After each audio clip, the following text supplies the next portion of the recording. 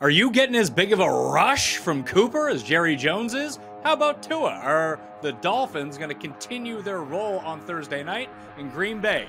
Tampa Bay. The Battle of the Bays happened. We still trust them as top-end NFL teams. We'll talk about that and way more, plus the best bets on this week's version of The Huddle, presented by OddsChecker. I'm Pat Mayo, joined by Ross Tucker, Pam Maldonado, and Brian Matthews, breaking down Week 4 in the NFL, a little bit of the week that was. Let's start Monday Night Football. Dallas Cowboys beat the New York Giants, and now we have a quarterback controversy in Dallas. Cooper Rush playing so well, 2-0, undefeated now, lifetime as a starter for the Dallas Cowboys, and Dak Prescott is just sitting there with a wonky thumb, waiting on the sidelines, waiting for his return. But Brian, is this more of a situation where it's a real quarterback controversy, or is this just buying Dak some time, get healthy, you are the future, you are the upside, you're how we win a Super Bowl? Yeah, I think this takes a little bit of pressure off Dak as far as the speed in which he needs to come back at. I mean, we were just talking a few weeks ago that as a Cowboys fan, do you reach out to Jimmy Garoppolo, or are things falling apart? And now you're sitting here. You've got Cooper Rush. He's, putting together about 6.7 yards per play for that offense. They've got a great defense. So I think really what this does, it just allows Dak to heal up fully, come back, and hopefully they've got some more wins. Yeah, but you know what, Brian? I think it actually puts the pressure on Dak when he does come back to actually play well, right? I mean, if they're moving the ball decently, they're at least winning football games with Cooper Rush out there.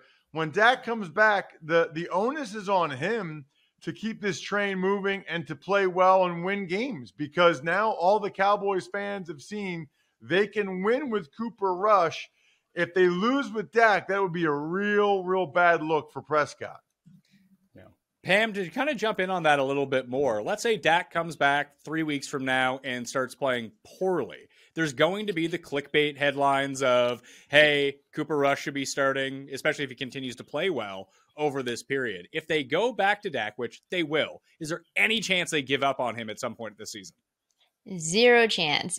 Jerry Jones is going to hold on to what's going to sell tickets, what's going to make more money, and that's going to be Dak Prescott. It is never Cooper Rush. And yeah, the Cowboys may be winning, but they're winning ugly. Prior to the game against the Giants, they had only 4 red zone trips inside the red zone, and that's kind of similar of what happened here against the Giants. Sure, they were able to make it downfield slightly better, but it wasn't because of Cooper Rush. It's because of the offensive line. So the offensive line is going to do its job. It's going to protect Dak Prescott a little bit better, and we're going to see them get right back to form where they should be. So, Pam, do you think that we may have reacted a bit too much after week 1 when Dak went down? No, I wouldn't say it was an overreaction. I would say it's a correct amount of reaction because we weren't sure what we were going to get from Rush. But now that we know, we're going to get more stability. So as long they're facing mediocre offenses, mediocre opponents, but we'll see when the true test is when they face actually somebody better. And then maybe somebody that can apply a little bit more pressure. And then we'll see if Rush can handle or buckle under some of that pressure. So we'll see. Pat, I feel like you're talking to me because of what I said after the first game. And yeah, I think I did overreact a little bit too early. I did. I said the season's over. It's done. And honestly, it had as much to do with the other guys on the Cowboys as it did Dak's injury. I mean, I just thought they looked horrendous in that first game against the Bucs.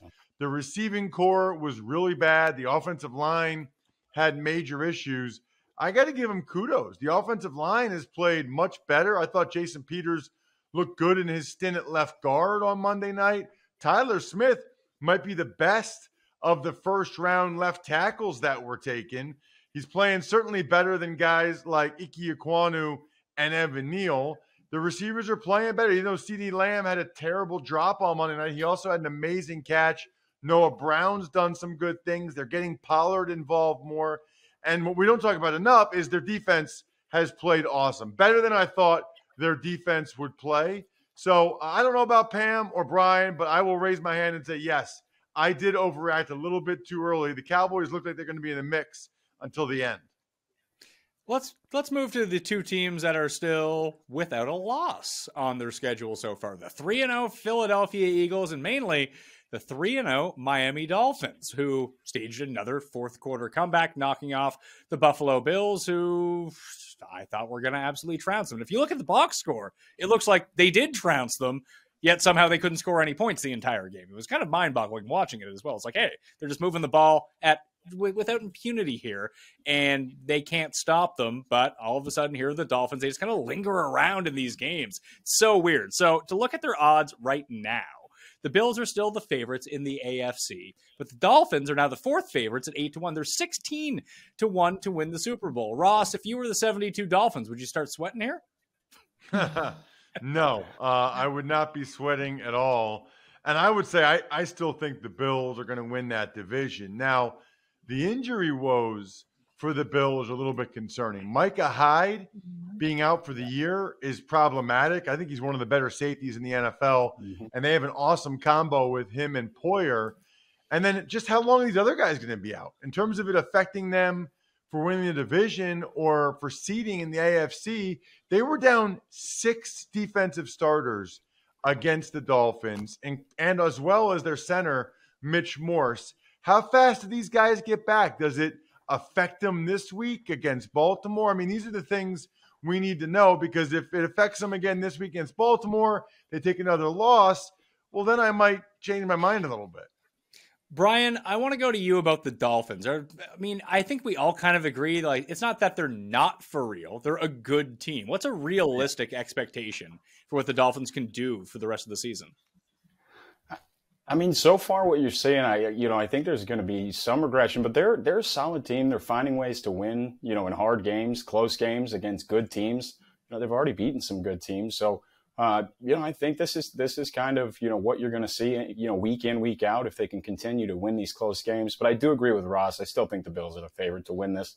Hyde and Poyer, really tough losses. You didn't have, both defensive tackles, a corner last week. So I don't want to overreact based on that game.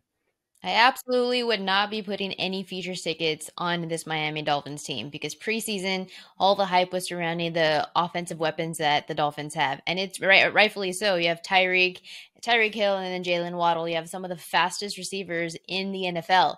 But the problem, my concern always all along, prior to week 1 was, okay, there's 2 question marks that we have. Number 1, is Tua Tagovailoa as good? If he has these weapons, will he be as good as we think he should be with the weapons that he has at his disposal? He's already showing that, yes, he can be very productive on this offense with the weapons that he has in Waddle, Tyreek Hill, Cedric Wilson, of course. But the question number 2 is, can he stay upright? Can he stay healthy? Because he had injuries in 2020, injuries in 2021, and now almost every part of his body is already broken. And here we are entering week 4. So if you want to have a season-long futures to win the Super Bowl, a season-long futures to win the conference of the division, he's going to have to be healthy and not injured from now until then. That's a very long time. And his wrist is hurting, his back is hurting, his neck is hurting, he's concussed. It's already too much going on too early. So for that reason, I would never lay a futures on the Dolphins, even if the weapons are there to produce. Buying at the very top of the market is usually not the best strategy in futures betting. But Ross, I did want to ask you about the Dolphins' offensive game plan. You mentioned all of the pieces on the Bills' defense that were out. And one of the reasons that I like the Bills so much in that game is that I didn't think that Miami would be able to take advantage of that. And they didn't, yet somehow they still won the game anyway. Do you think that's concerning for this Dolphins defense, that you had this many options out, and then guys were cramping up halfway through the game, getting tired on the Bills defense, yet they only really got one play over the top on these guys? A little bit surprising, although the Bills, because all the guys they had out, played a pretty soft zone coverage. They were not going to allow what happened to the Ravens the fourth quarter the week before to happen to them. So I thought Leslie Frazier, the D coordinator for the Bills, had a good game plan, like keep them in front of us, make them go the long way, make them earn it, nothing cheap and deep. And so that was smart. That was the right thing to do. And they ultimately held them to 21 points. And that's even after, Josh Allen fumbled almost on his own goal line. Uncharacteristically, it was kind of Josh Allen on some level who cost the Bills with that fumble. He missed a wide open throw in the end zone. It would have been a touchdown. I don't know what happened there. But you said it earlier, Pat, 90-some snaps. 90. I think the Dolphins had like 39. I don't think I've ever seen that much of a disparity. And yet the team that barely ran any offensive plays still won the game. You know what Josh Allen reminded me of? His old self, and they lost 38-24 against the Chiefs in the postseason in 2020, where he was chaotic, running around in circles. He got confused. He was flustered. We hadn't seen that version of him in a while, but we saw it against the Dolphins, and that worries me for the future of the Bills. Well, it was kind of funny in the game, too. I don't know how much, like, when I was watching it in real time on the last play of the game when he threw the dirt ball, the old Matt Castle, or now Matt Ryan special, throwing it straight into the dirt and trying to bounce it to your guy. Not a great strategy. It looked like the ball slipped out of his hand, to be perfectly honest. He squeezed it too hard and it just popped out. And the way that Miami was able to generate pressure, it was like, we're going all out. We're going to blitz from everywhere, and we're going to give you 2 seconds to make a decision. That's all we're going to do. It led to a lot of Devin Singletary checkdowns. But Ross, like, the center being out, like, I think they had 3 false starts on the center himself. Like, that's just going to crush you throughout the game. Yeah, well, and even the backup center, Greg Van Roten, got hurt. So the center is an important position. I personally did not think it was the toughest position I had to play. It's more mental than it is physical. But there's a reason why sometimes these lines change when centers are out, for the exact logic that you just put out there, Pat, in terms of it affecting the snap count and having weird issues like you just referenced. Brian, let's go to the NFC. You had Tampa, you had Green Bay. Both teams looked pretty, to tell you the truth, the defenses looked really good. What are we making of these teams right now? Because there's still 2 of the 3 favorites in the NFC. You have the Bucs at plus 360, the Eagles at plus 360, and then slightly behind you got the Packers at plus 375. The receivers started to look a little bit better. Obviously, Sammy Watkins is now placed on injured reserve. Who knows when Christian Watson is coming back? And on the Bucs side of the ball, they're down their top 3 receivers. Mike Evans should be back, or will be back this week. We'll see about the others. The offensive line is banged up. The defense looks great. Like, is this just a situation where both these teams could take 6 weeks off, come back in the middle of November, and just make their playoff push? I don't know about that. I think there were some encouraging signs, though. I think for the Packers, number one, you need a wide receiver one. Nobody's stepping up to make plays. I think they really got to lean on Romeo Doubs there. I think that was a big development. Their defense has been very good. And I think with the Bucs, like you said, when you're missing your 3 best receivers, and I don't know what Russell Gage ended up having. It may have been 17 targets, 13 catches, something like that. But, when him and then, a recently elevated Cole Beasley are your top guys, they're going to be able to key in on Lenny Fournette. And I just don't think there's enough that I can take away other than, hey, look, Green Bay found a young guy that they can trust, at least so far. Someone that Aaron Rodgers is showing, hey, I'll throw the ball to him, and they got it to him early and often. Pam, are you still a believer in both these teams? Because they would be like, I still think they're both better than the Eagles. I'm a believer in the Bucs because Tom Brady is a 45-year-old man who needs his binky, and he doesn't have one right now. No Mike Evans, no Julio Jones against the Green Bay Packers, and maybe he's still trying to get used to not having his tight end in Gronkowski. But once those players start coming back, then Brady is going to know where to pass. He's going to have that comfortability with a receiver. We don't know which one yet. Most likely it'll be Evans. So once he gets those back, he's going to be fine because you saw it in the game against the Packers. As the game progressed, the second half, he started getting more downfield. He started getting building a rapport with Russell Gage. And so eventually you give him enough time, Brady's going to figure it out. Here we are just 3 weeks into the season. He hasn't yet figured it out, but we already saw this play out in, when was it? It was 2020, his first year. And it was with Tony Romo. He said he was the one who noticed, something clicked with this offense. Brady got it down. It's going to be the same situation. Once those playmakers come back, make a return, then Brady's going to figure it out. And this offense is going to be just fine, looking like its old self again. Yeah, I would say the Packers are kind of what I thought they would be. Which I think they're a good team, but not as good as they've been in recent years. The Bucs are the team coming out of that game that I felt like, man, the way their defense keeps playing, once they get Donovan Smith back at left tackle, they were on their 3rd string left tackle, and Brandon Walton, that affected the game. Everybody else already said it, Brian and Pam, about their top 3 receivers being out. I still think the Bucs look to me like a team that will be in the NFC Championship game pretty much at worst. Well, last week you said that the Eagles had a good chance to come out, and obviously they're still undefeated, so that's looking pretty good right now. Pam was kind of on the other side of this, where you pointed to their early season schedule being a little bit weak, and we'll see them starting to get tested maybe as early as this week. Where would you throw the Eagles versus the Packers into this NFC mix, Ross?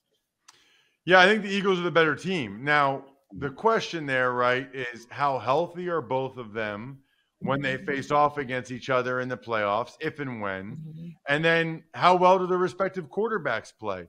What I can tell you is I think objectively the Eagles roster is as good as any in football right now. The only question people had about them was their quarterback, Jalen Hurts, who's been outstanding. I mean, I do their preseason games on TV. I do their pregame on the radio. It's the best wide receivers maybe they've ever had. A.J. Brown and Devontae Smith are both number ones. They're both stars. Dallas Goedert's a top 5 tight end. They have the best offensive line in football. It's the best corners and linebackers they've had in a long time. I mean, they have a really good team. Now, we'll see who stays healthy. So far, they've been very healthy. And we'll see if Jalen Hurts can continue to play this well, and then how he plays when they get into January football against guys like Brady and Rodgers, if it comes to that. But right now, I think the Eagles, look, I do power rankings every Tuesday on the Ross Tucker podcast. I have them number 1, and that's not like being a homer. That's not biased. But through 3 games, I'm 99% going by what I've seen this season. What I've seen this season is the Eagles are the best team in football right now. Pam, you coming around or what? You know, I do like the Eagles. I enjoy watching their first half. I don't enjoy watching the second half because they're letting teams back in. You can't do that if you're trying to win games because, especially as a bettor, backdoor covers happen and then fluke situations happen. You can have a loss. I do enjoy watching this rushing offense just absolutely dominate in the first halves, and that's all I have to say right now.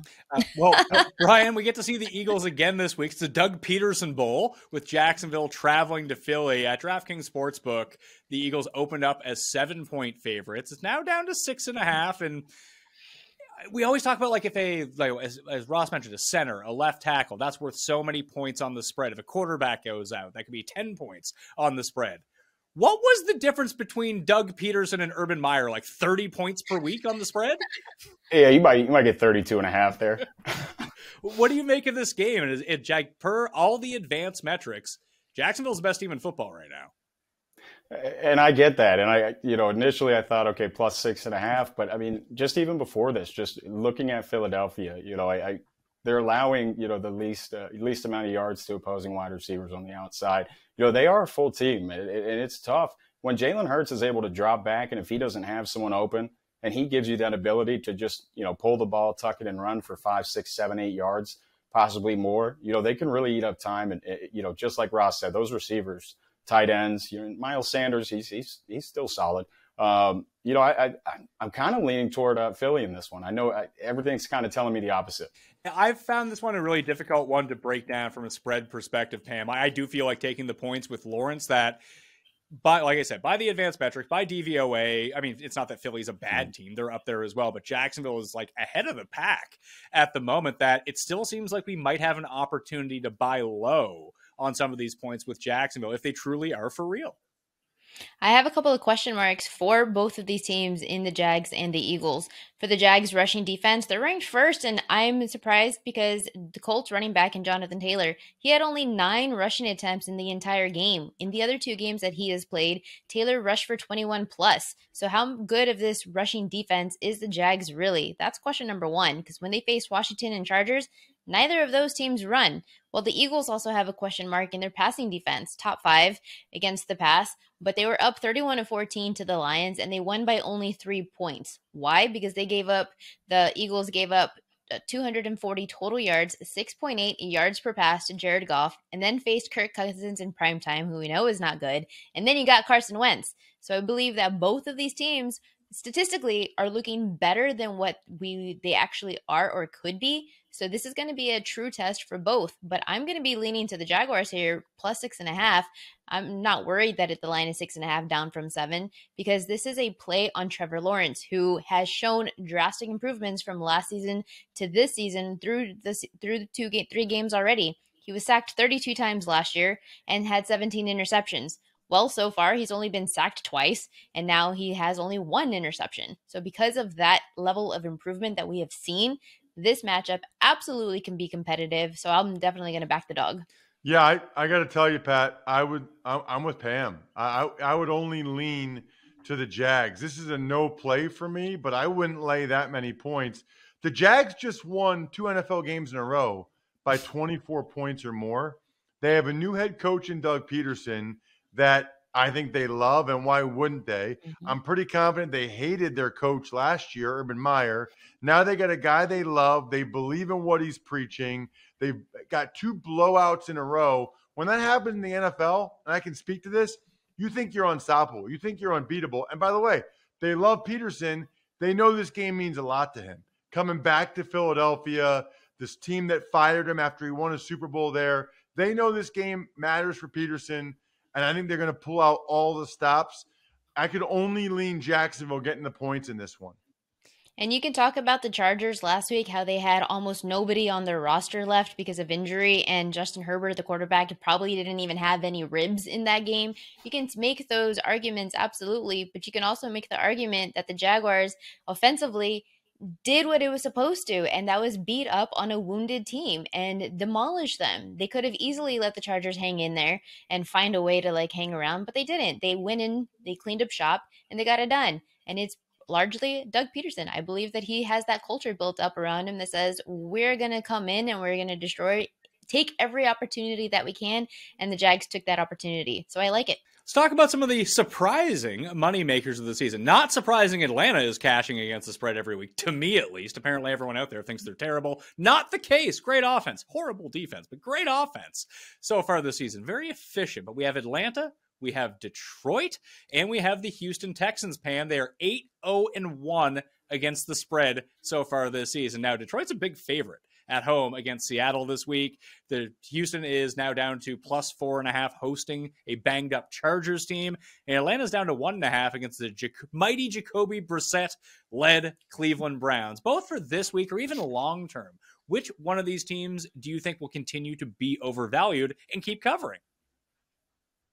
Bet the Lions. We were just talking about team culture right now. Well, what do you think the Lions have? They have a fantastic team culture right now. Everybody loves everybody. And Jared Goff maybe actually has a coach that believes in him. And I'm not even at all worried that DeAndre Swift is going to be out for a few weeks. I'm not worried about that at all because who cares? Seattle is tied second worst in points scored in the second half. In 3 games, the Seahawks have been shut out against the Broncos. They put up 7 against the 49ers. And that's because the 7 points came from a blocked field goal touchdown, not even an offensive play, and they had a field goal against Atlanta. But the Lions have been consistently putting up points in all 4 quarters. I love the team culture. I love Dan Campbell, what he's bringing to this team. Jared Goff is looking pretty solid, and I love the Lions. I'm going to continue backing them each and every week until the spread doesn't cover. You know, I kind of like all 3 of these teams this week. Now, the spread has changed enough over the last 24 hours that probably gives me a little bit of hesitation. But the Texans are right there, and the Chargers are still very beat up coming into Houston. I don't think Seattle's very good, and I think Detroit is actually pretty good. And then Atlanta, your Falcons, Pat, the only thing I don't like about that game is I think Cleveland's pretty good. I mean, Cleveland could pretty easily be 3-0. I think long-term, I'm going to probably go with the Falcons, Pat's Falcons, because I don't really believe in the Texans long-term. I like the Lions, but I feel like a lot of people are on the Lions. I feel like a lot of people are buying into the Lions, whereas the Falcons are still very much under the radar for whatever reason. Their offense with Pitts, Drake London, and Cordero Patterson, they're fun to watch. They're going to put a lot of points up this year and be in a lot of close games like they have been so far. So short term, I kind of like all 3 this week, and long term, I will take the Falcons. Long term, they're Lions. Pat, this is not a play against you, but short term, not the Falcons, because you're talking about running back Cordell Patterson. Yeah, he's a stud, coming off 140 rushing yards, but you can't do that against the Browns. Top 10 in opponent yards and opponent yards per carry, and quarterback Jacoby Brissett, he's looking pretty good. So this is going to be the week, Pat, that your Falcons will not get listen, I don't know if I lean heavy on the Falcons at plus 1.5 this week, because I do agree with you. As a complete team, I think that the Browns are actually quite good. Like, they should be 3-0, but they did lose to the Jets, let's not forget. And the Atlanta offense is way better than the Jets offense. So I think that if Brissett stumbles a little bit. He's looked good so far that there's an avenue here for the Falcons to get the win. I don't love that though, Brian, but I do think long-term, just everyone thinks the Falcons are so bad. And even if they lose this week, it's probably a good thing for their spread number going forward because everyone will just continue not to believe. And all of a sudden they're not plus 1.5 at home. All of a sudden they're plus 5 again at home. And then they're real value.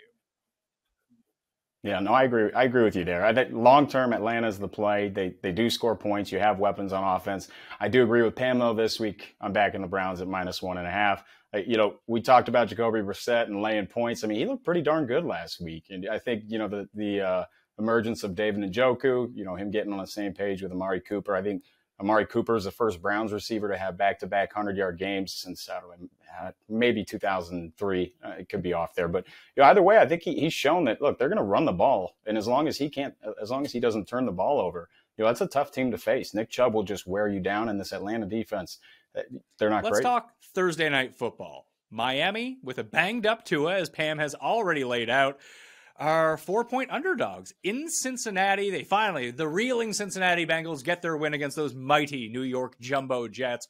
Ross, this is something I wanted to bring up to you a little bit earlier when we were talking about Jacksonville, but it really applies to the Bengals. When I was looking at pressure rates so far this season, Joe Burrow and Trevor Lawrence have been pressured on exactly the same amount of plays. Yet one guy continues to take sacks, and the other guy almost takes no sacks whatsoever. So when we talked about the offensive line for the Bengals last week, you kind of blamed it on Burrow of just holding onto the ball too long. I think that's pretty good evidence right there, isn't it?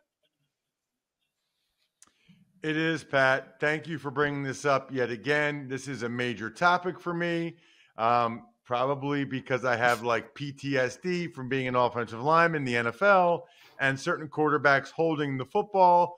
Speaking of that, don't watch the tape of the Commanders against the Eagles, because what Carson Wentz did should be illegal.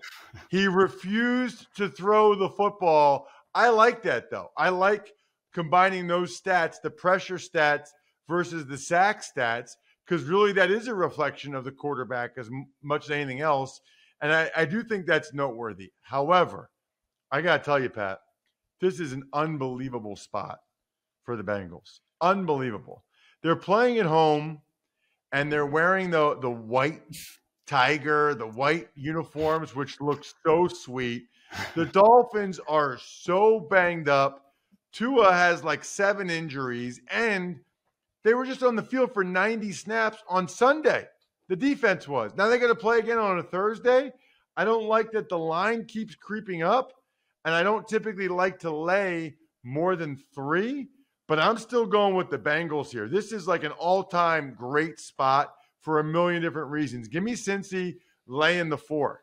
Pam, where are you looking here? Because I'm actually inclined to stick with the Dolphins. And a lot of it was just how I saw them attack Josh Allen and just throw pressure from everywhere and don't give them any time. And now maybe it's a little bit different, but I would say that the receiving core of the Bills very much matches up with what the Bengals have in terms of explosiveness, that if Miami can just do that to Joe Burrow, they just made Josh Allen look horrible. And I'm pretty convinced Josh Allen's better than Joe Burrow.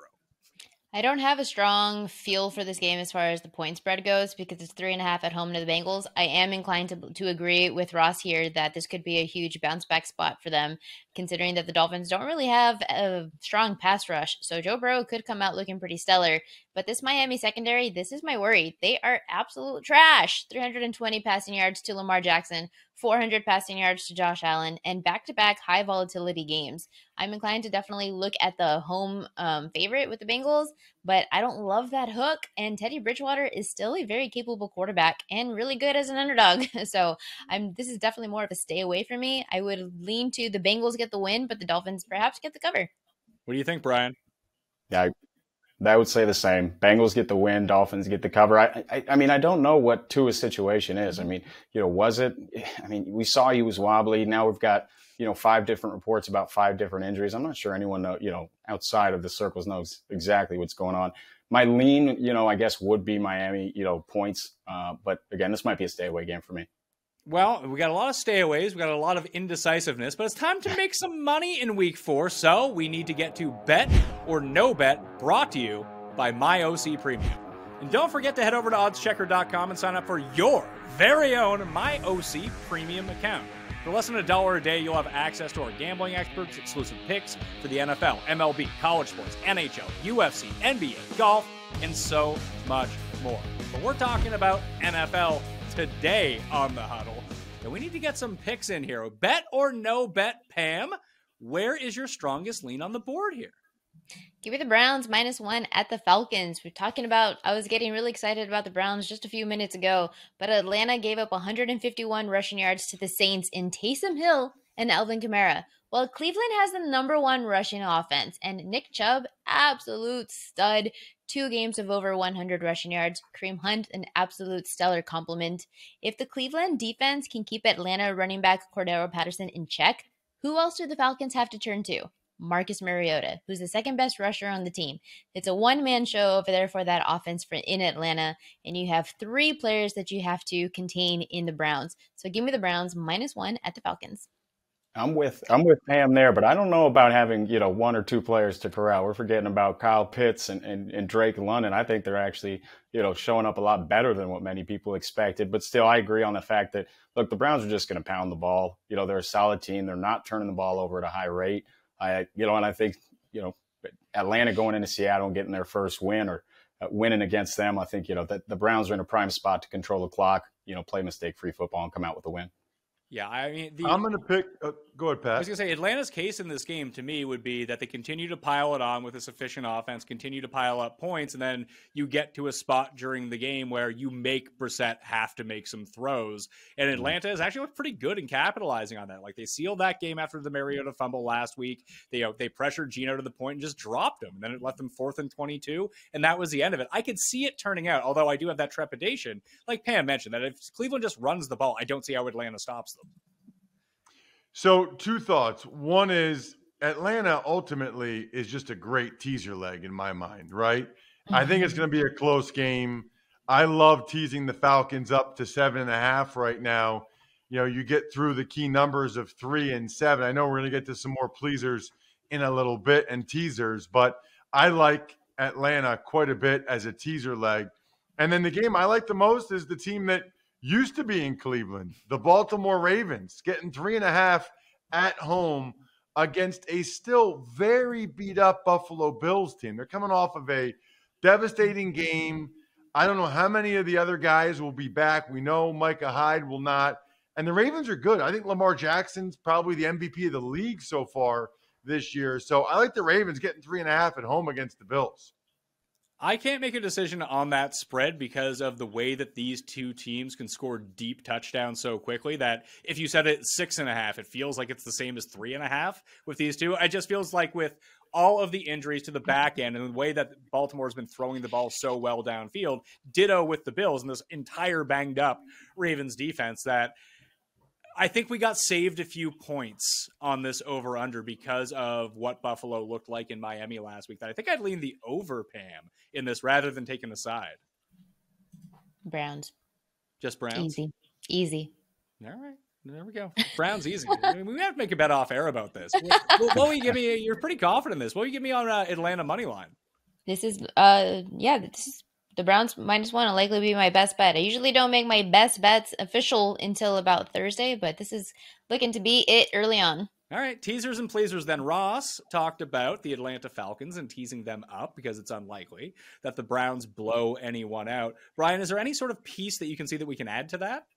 Yeah, I think Denver, teasing them up to +7.5 against Las Vegas. I mean, Josh McDaniels' first 3 starts, they definitely haven't gone the way that he expected. But, on defense is where, I see the Broncos just really taking this one. I mean, they've been, they've been doing a great job. Russell Wilson has not clicked. Look, I get it's hard for me to back Nathaniel Hackett. But, in this one, I think bringing them up to +7.5, I truly think the wrong team's favored. So I'll tease down that over in the Bills and Ravens game as my piece to this. Pam, can you throw in a fourth? Man, I know. Brian took my teaser. I was going to put the Broncos as well because it's a huge mismatch there with the pass rush with Bradley Chubb, linebacker for the Broncos, and against, the Raiders, terrible offensive line. He's been sacked just as much. Derek Carr's been sacked just as much as Joe Burrow. We were talking, he could very well come out with the win. 0-3 team, they're in desperation mode, but it is still a mismatch, and I'm looking for those strengths versus weaknesses, and that offensive line is, for the Raiders, is still very much a weakness. So, still his response of the Broncos. All right. So you want more? I got more for you, Pat. Oh, you got more? Is it teasing the Titans up? Oh, no. No, I like the tease. I like the Titans just getting the 3.5. I don't need to tease them up. I like them at 3.5.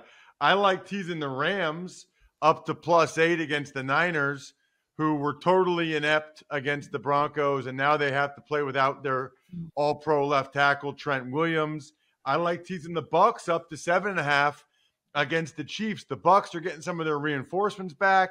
Sunday Night Football. Give me a great game. I don't expect the Chiefs to win by 2 scores. You can even tease. One of my favorite plays is teasing the Arizona Cardinals. You can tease the Cardinals up on the road against the Panthers to 8.5. The Carolina Panthers. Now, I don't think the Cardinals are very good, but 8.5 against the Panthers. So, I got teaser legs coming out of the yin yang this week. Yeah, you're all about the Wong teasers this week, getting through 2 key numbers, Ross. That's me, dude. That's me. That's I would say that's my secret sauce, but it's not a secret because Stanford Wong came up with it a long time ago, but I listened to him. I didn't read the book, but I know people that did. Yeah, you got the shorthand. It's like when I try to calculate WAR in baseball. I don't need to know how to calculate.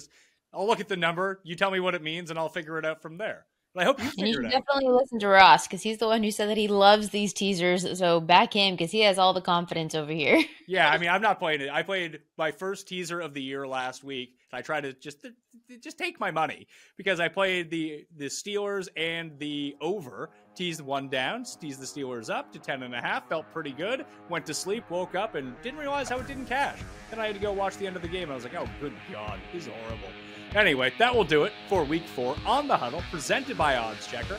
For Ross, for Brian, for Pam, I'm Pat Mayo. And before I let you go, I wanted to tell you about a giveaway we're doing on our Instagram page. Do you want $100? If you said no, I can't help you. If you said yes, all you gotta do is follow us on Instagram at OddsCheckerUS and like our pinned post to automatically enter. It's that easy. Like and follow to enter, and you could come away with $100. And hey, why not throw that right into your My OC Premium Fund to come away with even more cash? Must be 21 or older, U.S. resident to enter.